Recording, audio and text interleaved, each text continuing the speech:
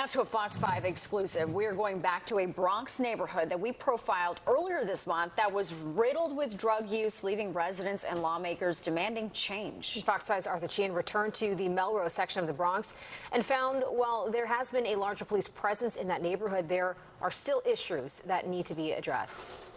On the face of it, we thought this was a success story. See how clean the street is? Well, on September 14th, this is what it looked like on the very same block of Melrose Avenue north of East 149th Street, an open-air drug market lined with people shooting up. A man passed out by a pool of his own vomit. Residents called it this. Hell on earth. So considering the split screen of then and now, it looks like two very different worlds. A stunning change brought on by Congressman Richie Torres, who wrote a scathing letter to Mayor Eric Adams demanding action. 3 days after Fox 5's report aired, city officials swept in. A lot of people. Big people, important. We talked to Hassan on our first visit. He'd lost a lot of customers, fearful to step foot on that block. Now he uses a word we don't often hear New Yorkers use when describing city government. Perfect. So now it's perfect. Clean. So Fox 5 decided to spend an afternoon examining the changes. And as we walked further down the street, we noticed a dramatic difference.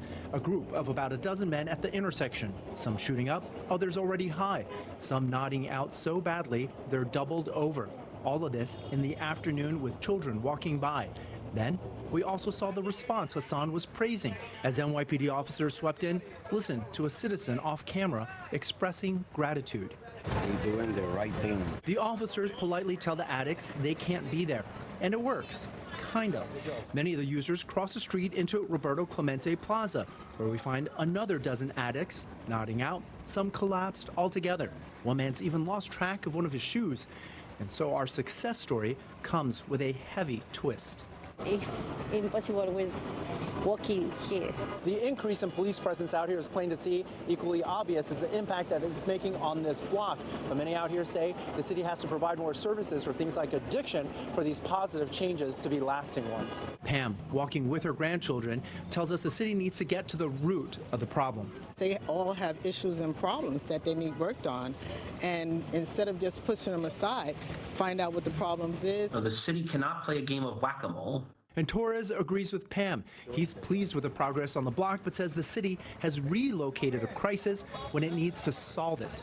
If we were outside one police plaza or City Hall or in a neighborhood like the Upper East Side in Manhattan or Park Slope, Brooklyn, an open-air drug market would never be allowed to flourish.